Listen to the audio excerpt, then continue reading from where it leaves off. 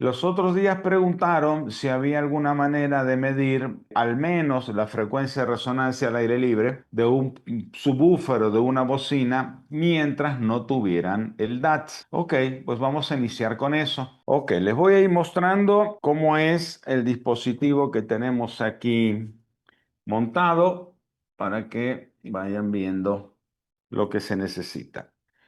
Como les comentaba, tengo yo aquí en un teléfono celular que todavía este modelo incluía salida de audífonos, la salida de 3,5, en donde voy a generar los tonos que voy a inyectar en la bocina, en este caso el subwoofer. Este cable, este es un cable auxiliar. De este cable, de un lado conservé el conector que viene original, pero del otro lado lo corté porque necesito sacar yo dos terminales para poder conectarme positivo y negativo a una bocina o a un subwoofer. Ya vieron que cuando cortan el cable, lo que van a encontrar por dentro son dos conectores que son canal izquierdo y derecho, porque son estéreo, ¿verdad? Entonces, esos dos, los dos que son del color que vengan, ¿no? Pero que son izquierdo y derecho, los junté, los uní y los puse en un solo conector. Y luego el cable trae un blindaje, por fuera trae todo una malla metálica. Esa malla metálica es el negativo. Entonces lo usé aquí como terminal negativo. De modo que lo que originalmente es izquierdo, derecho y tierra, lo transformé en mono. ¿Ok? Izquierdo y derecho los junté, aquí los tengo y del otro tengo la malla, el negativo. Entonces voy a generar frecuencias aquí con el teléfono celular y las voy a inyectar en la bocina que vamos a medir su FS. En este caso lo que tengo aquí es un subwoofer que es doble bobina y ya tengo preconectadas las dos bobinas en paralelo. A ver, vamos a girar esto aquí, ¿sí? Entonces ya tengo de este lado y del otro las bobinas ya conectadas en paralelo. Y ya me preparé aquí para poder colgar mi cable de medición. Entonces, la polaridad, compañeros, es indistinta porque lo que vamos a generar es una onda senoidal y es indiferente si el ciclo positivo o el negativo llega primero aquí, porque estamos solamente haciendo una medición de un único producto. No lo vamos a poner en fase con nadie, ¿no? Entonces, ahí ya quedó conectado y al mismo tiempo que vamos a generar el tono con el teléfono celular, lo que vamos a hacer es medir con un multímetro en la escala más pequeña que tengan de voltaje. Aquí este multímetro tiene una escala especial para milivoltios. Aquí les voy a mostrar. ¿Sí? Aquí dice, donde dice MV, es una escala especial para milivoltios. La voy a seleccionar y tengo que confirmar qué es lo que quiero medir, si voltaje de corriente continua o alterna. Están viendo que aquí arriba dice DC, corriente continua, pero como lo que voy a generar es un tono de onda senoidal, le cambio aquí hasta que diga AC. Lo que voy a medir es alterna. Y aquí dice milivoltios. La escala más chica que tengan. El voltaje va a ser el que saca el teléfono celular. Entonces, obviamente, son voltajes bajos. Entonces, ya lo voy a conectar ahora los terminales del multímetro a la entrada del buffer para que al mismo tiempo genero el tono y mido con el multímetro qué es lo que está sucediendo. Entonces, me voy a colgar aquí directamente desde las trencillas.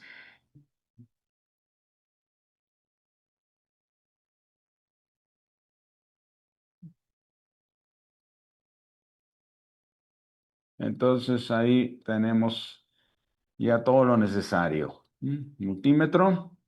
Y aquí tenemos el generador de tonos. Y de este otro es para hacer el paralelo.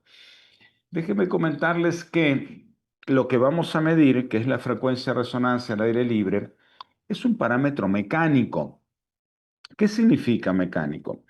Depende solo de la rigidez de la suspensión. Voy a acomodar un poco más acá.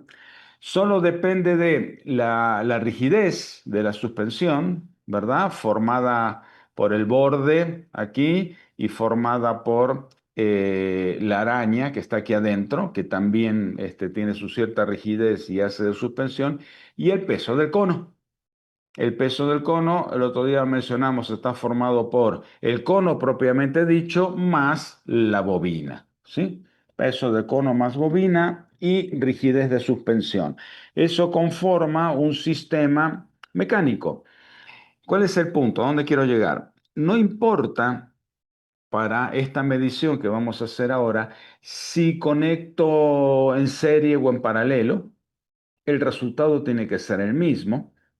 O si conecto de plano solo una bobina, el resultado que voy a obtener de la FS, de la frecuencia de resonancia al aire libre, siempre es el mismo. Yo ya lo conecté en paralelo porque ahorita vamos a medirlo con el DATS. Y en el caso del DATS, como él me da todos los otros parámetros, que también son los eléctricos, no solo los parámetros mecánicos, sino también los eléctricos, ahí sí importa que esté midiendo yo el subwoofer en las condiciones en que lo vaya a utilizar, generalmente en paralelo.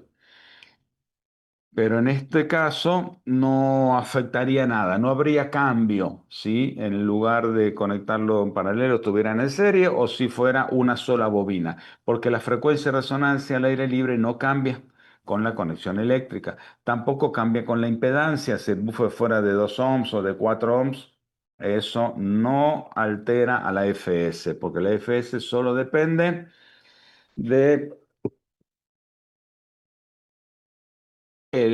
otra vez, elasticidad de suspensión, ¿sí? Y peso del cono más la bobina. Entonces, ya tenemos todo aquí preparado como para empezar a medir. En este generador de tonos, a través de un cursor deslizable, fíjense cómo yo puedo ir variando la frecuencia. Y en algún momento, si quiero hacer un ajuste fino, entonces aquí tengo un pequeño menos, ¿sí? Que cada vez que yo le pico aquí, entonces voy de uno en uno, va bajando o va subiendo la frecuencia. Tengo menos, tengo más. Ahorita está apagado. Cuando le doy play aquí, ahí empieza a sonar. El buffer está vibrando. A veces los compañeros dicen, oiga, ¿conectó el subwoofer en paralelo a la salida de audífono en el celular? Pues sí, ahí está conectado a la salida del celular. No alcanzan a oír ustedes, pero tocando suave con la mano está vibrando y ya empezó a medir. Bueno, vamos a ir explicando el proceso. Ya lo acabo de explicar con palabras, ahorita lo vamos a ver lo que tenemos escrito en el manual.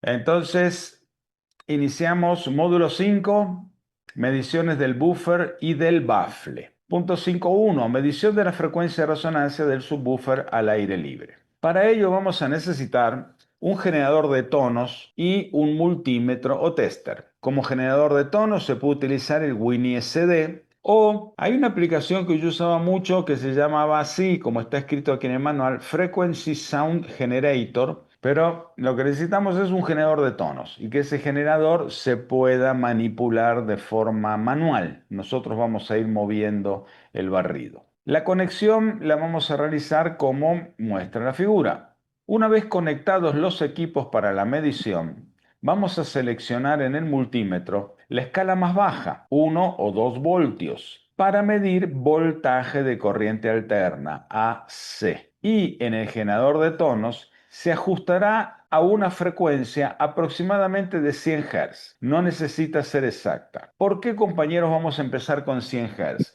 Porque como lo que vamos a medir es un subwoofer, esperamos que la frecuencia de resonancia sea menor a 100 Hz. Entonces no vamos a hacer un barrido de todo el rango audible, ¿verdad? De 20.000. Empezamos en 100 Hz y de ahí hacemos el barrido para abajo. Ahora, este mismo método sirve para medir bocinas. En el caso de medir una bocina de medio rango, pues bueno, a lo mejor, sobre todo las de Open Show, su frecuencia de resonancia está en 110 o 120 o 130. En ese caso cambien y en lugar de empezar en 100, van a empezar en 200, porque el barrido lo vamos a hacer de arriba para abajo. Al enviar señal al buffer, el multímetro medirá un pequeño voltaje de unos cuantos milivoltios, dependiendo del volumen del celular o, si fuera el caso, de la PC, si estuviéramos conectados a la computadora. Cuando vemos que todo funciona como se ha comentado, comenzaremos a bajar lentamente la frecuencia en el generador por debajo de los 100 Hz mientras observamos qué pasa con el voltaje en el multímetro. El volumen del generador no se debe modificar durante toda la prueba, ¿ok?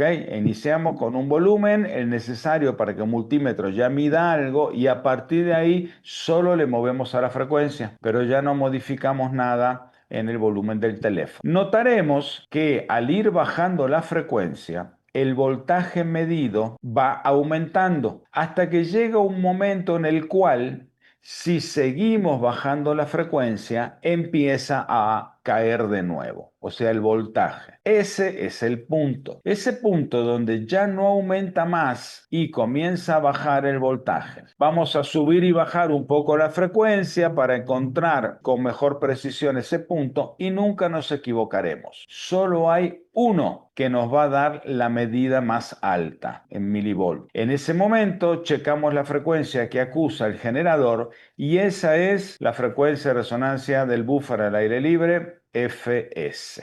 No se diga más y vamos a hacer aquí la práctica en vivo. Voy a preseleccionar 100 Hz, por ejemplo, por ahí, no precisa ser súper exacto, y vamos a darle play. En este momento, entonces, el multímetro ya indica un valor y escucho muy bajito, obviamente, pero escucho que el multímetro, perdón, que el buffer está vibrando, está comenzando a sonar. Entonces, vamos a empezar a bajar. Voy a empezar a bajar el voltaje y vamos a ver que el multímetro tiene que empezar a subir. 90, 94, 109. Voy de a uno en uno. Aquí estoy en 50 Hz, ¿verdad?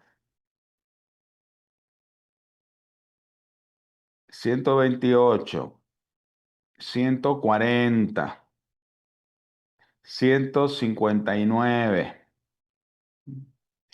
179. Estoy leyendo multímetro. 190, 215. A medida que baja la frecuencia, ven, cada vez más grande. 227.